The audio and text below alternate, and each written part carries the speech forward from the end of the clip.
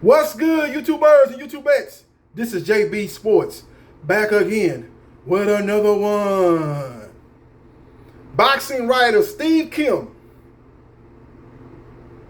on his Twitter page, announced that Gervonta Tank Davis versus Isaac Pitbull Cruz, or Isaac Pitbull Cruz, you say tomato, I say tomato, did 500,000 pay-per-view buys.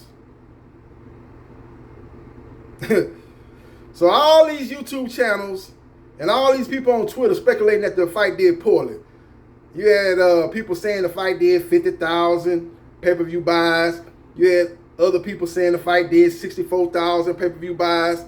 Even I, going off of what Stephen Espinosa, I figured the fight did around 100,000 pay-per-view buys. The only thing that I couldn't clarify was Stephen Espinosa talking about what the fight did digitally or what the fight did in total pay-per-view buys. Evidently, what Stephen Espinosa was talking about was the digital platform. It did 100,000 pay-per-view buys. They hadn't yet fully counted the pay-per-view buys from homes. So, hey, I know a lot of people gonna say, oh man, Steve Kim, he's a shield for Mayweather Promotions. He's a shield for Leonard Ellerbe. He's a shield for Floyd Mayweather Jr. He's a shield for the PBC. Or he's a shield for Al Heyman. Do y'all know who Steve Kim is? If you don't know, now you know. Let me explain to y'all who Steve Kim is. Steve Kim is a boxing columnist that is closely affiliated or closely aligned to Top Rank Boxing in ESPN. Just like Michael Kombacher is closely aligned, closely affiliated to PBC and Al Heyman. Just like Michael Benson is closely affiliated, closely aligned to Matchroom Boxing and Eddie Hearn.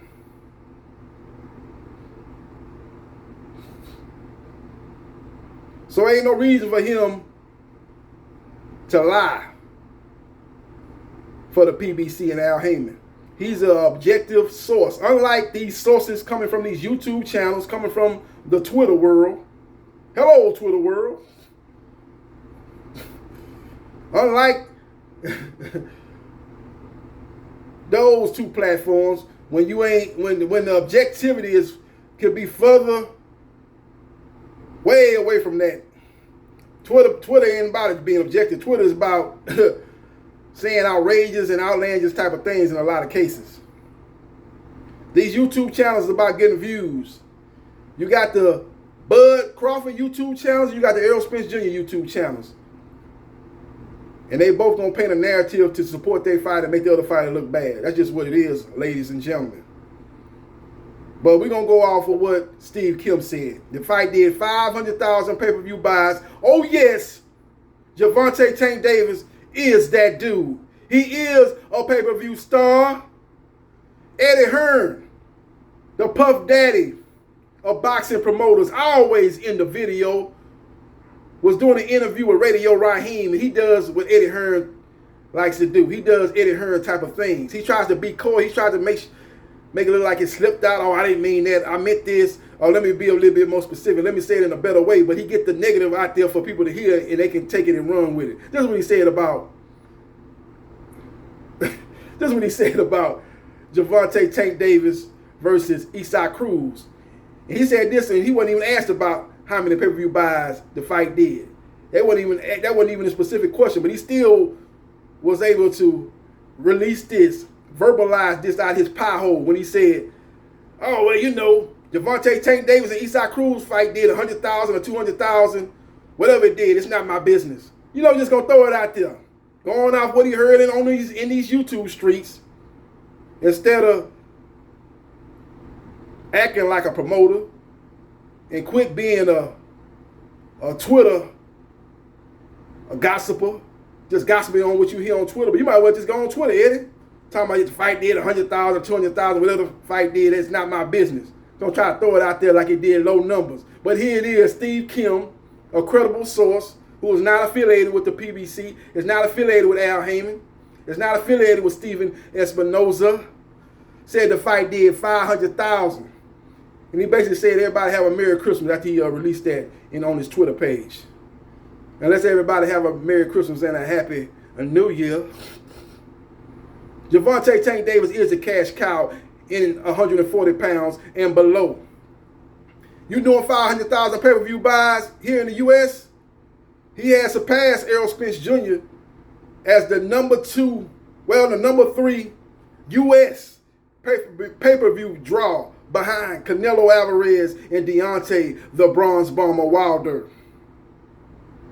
As Canelo Alvarez's last fight with Caleb Plant did 800,000 pay-per-view buys, Deontay Wilder's third fight with Tyson the Gypsy King Fury did 600,000 pay-per-view buys, and Gervonta Tank Davis, and Tank-Cruz did 500,000 pay-per-view buys. He is a U.S. pay-per-view attraction, ladies and gentlemen. Don't hate, congratulate. The fight did 50,000 pay-per-view buys. The fight did 64,000 pay-per-view buys. The fight did 100,000 pay-per-view buys. The fight did 75,000 pay-per-view buys. So they like to throw that 50,000 pay-per-view buys. You know the reason why they threw that 50,000 pay-per-view buys? Because that's what Terrence Crawford did with Victor Poster. That's why they threw that number out there. That was his lowest pay-per-view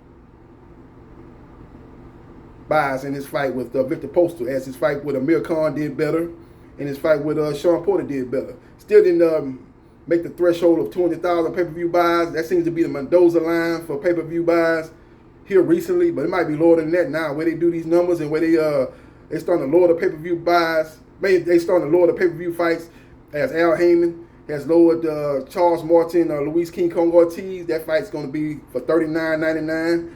And I believe Keith Thurman versus Mario Barrio is probably going to be somewhere in that same neighborhood of $39.99. If they smart, hopefully that'll be the case. So we will see what happens, and we will see what transpires. But Gervonta Tank Davis, who holds a minor league belt, and I'll tell you just like it is a minor league belt. It's not a major belt. The champion in the WBA is George Kambosos. Make no mistake about it. Gervonta Tank Davis has the regular version of the WBA lightweight title, and that's a minor league belt in my opinion. But what ain't minor league is those pay-per-view numbers. And that's what it did. 500,000 pay-per-view buys from a objective, credible source. A lot of people going to be like, oh, man, Steve Kim lying, man. He only did 50,000. He just lying. He's just a shield for the PBC. But he's not aligned with the PBC. If Michael Coppinger would have came out with them numbers, you would have a leg to stand on. But Steve Kim is not aligned with the PBC like I stated earlier. He's closely affiliated with Top Rank Boxing and ESPN, Bob Arum. That's who he's closely affiliated with. Just look at what he's done in the past. He's covered fights with ESPN. He's closely aligned with Top Rank Boxing and ESPN, ladies and gentlemen. Gervonta Tank Davis' next fight, in all likelihood, will be against Rolando Rolly Romero. If he did 500,000 with Isaac Pitbull Cruz, just imagine what he can do with a Rolando Rolly Romero, a guy that actually speaks English, a guy that's actually going to sell the hell out the fight, a guy that's going to talk his trash, going to get up under the skin of Gervonta Tank Davis, going to do the interviews, going to say what Rolly always like to say, I'm going to knock this motherfucker out in one round. He's too small. He's a midget. He's going to even talk about Devin the Dream Haney. Man, he went in on Devin the Dream Haney. Man, got personal with Devin the Dream Haney. I don't agree with that at all, man. Don't start talking about nobody looks. You know, Muhammad Ali did that with Joe Frazier, called Joe Frazier a gorilla. And here it is, Rolando Rolly Romero. He's trying to talk about Devin the Dream Haney looks. Talking about he feels sorry for him with the genetics. How he came out, he had nothing to do with how his face looked and all this, that. That was just, I was watching that video, I was just shaking my head like, man, get on with that, man. You know, you can talk about his skills, that he ain't no hard puncher and he get hit too much. He the Amir Khan of the lightweight division. That's all cool, man. That's all a part of the game. That's all a part of the trash talking. That's all a part of the mind game. When you start talking about how a guy look and, you know, then you talking about you the best looking guy in boxing and, you know, then you start talking about you was Devin the Dream Haney biological father and just taking it to a whole nother level, man. And that's the type of stuff, man, where it's going to get beyond boxing, man. It's going to be like, man, when I see you in the streets, man, it's on.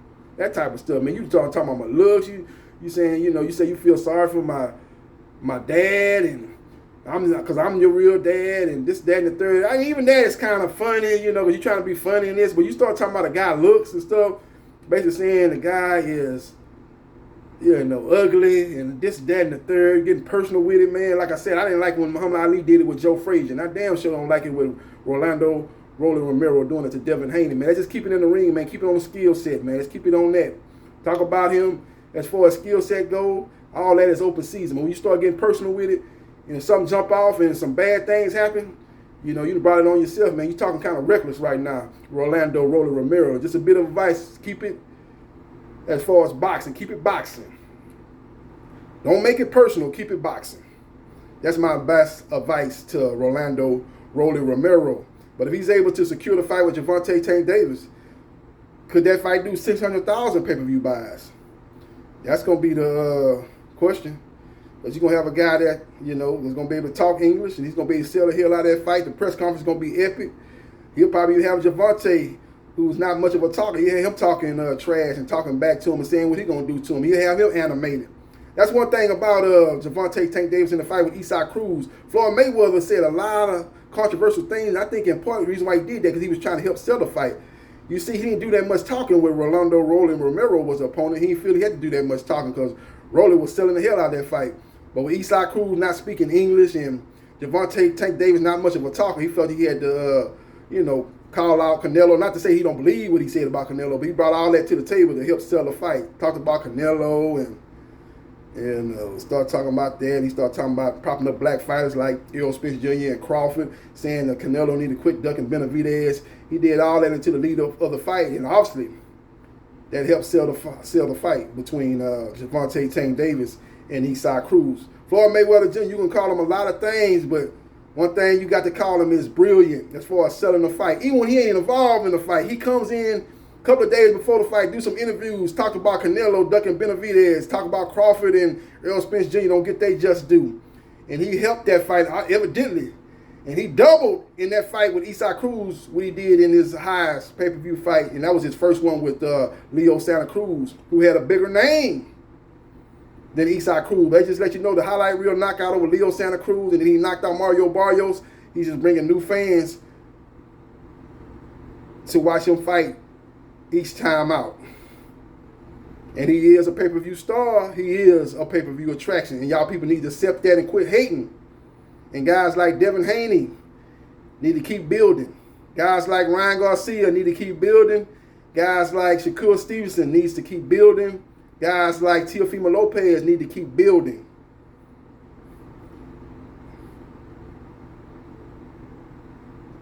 And then hopefully we'll get these fights done. And we don't have to wait a long time for those fights to get done. Hopefully that won't be the case. Hopefully those fights will get done. And hopefully we'll have a good schedule going on in 2022. I do believe that Gervonta Tank Davis' next fight will be against Rolando Romero. I don't agree with Floyd Mayweather Jr. saying that we're going to keep everything in-house. We're not trying to make another company great. I think once he gets through fighting Rolando Romero, and if he beats him, he needs to be looking at the top names in the lightweight division. Whether that be George Kambosos, Devin the Dream Haney, Ryan Garcia. I think they're going to probably try to get the Ryan Garcia fight due to his strong Instagram following. If he can get a fight in, get a win. I heard that he's trying to look at maybe fighting Tank-Cruz. If he's able to get that victory there, that'll be a big mega fight. Gervonta Tank Davis versus Ryan Garcia sometime around the summer of 2022. So we will see what happens, and we will see what transpires. He gets that win against Ryan Garcia, then it's time to start looking at Devin the Dream Haney if he's still winning. But Devin Dream Haney probably going to be moving up to 140 here in the near future, man. I think he got one more fight at 135. He can get the unification, whether the undisputed fight with George Kambosos. If he can't secure that fight, I think he moves up to 140 and maybe fights a Victor Postal in his debut, and then he'll be chasing the belt in the junior welterweight division after that fight if he's successful. Let me know your thoughts about Gervonta Tank Davis. Again, before I do that, man, Teofimo Lopez is going to be there at 140, so that's still a big fight. Devin the Dream Haney and Teofimo Lopez, the history those two guys have, they both fought, their fathers going back and forth with each other. That would be a big fight at 140, especially if it'd be for a vacant belt. Josh Taylor moves up to 147 to challenge Terrence Crawford, vacates that belt. That could be a big fight for one of the major belts at 140 pounds. So there's still a lot of big fights out there, man. Shakur Stevenson, if he's able to unify 130, he's a big guy, man. He's young too. He seemed to be able to, with his skill set, to move up to 135 and even 140 when it's all said and done. Maybe even 147. He's just that skilled. So he's going to be a guy looking to get into the picture and maybe face off with the 4 kings that have been prominently mentioned in the lightweight division. Let me know your thoughts about Gervonta Tank Davis and Tank-Cruz doing 500,000 pay-per-view buys. Don't hate, congratulate. Let me know your thoughts. Do you believe it's true or you believe it's false? We basically in a he said, she said type of thing, but the he said that's saying that is more credible than the she said that's saying that. Because ain't none but the only people that saying it did poorly are people on Twitter and the people that got these YouTube channels that are natural born Gervonta Tank Davis haters. So who you gonna believe? I know who I'm gonna believe. I'm gonna believe the guy with a credible source that has an objectivity that's not closely aligned with the PBC, and that's Steve Kim. So let me know your thoughts about the pay-per-view numbers. Do you believe it or you think it's fake news? Let me know your thoughts. And subscribe to JB Sports, the man, the myth, the legend. And I holla.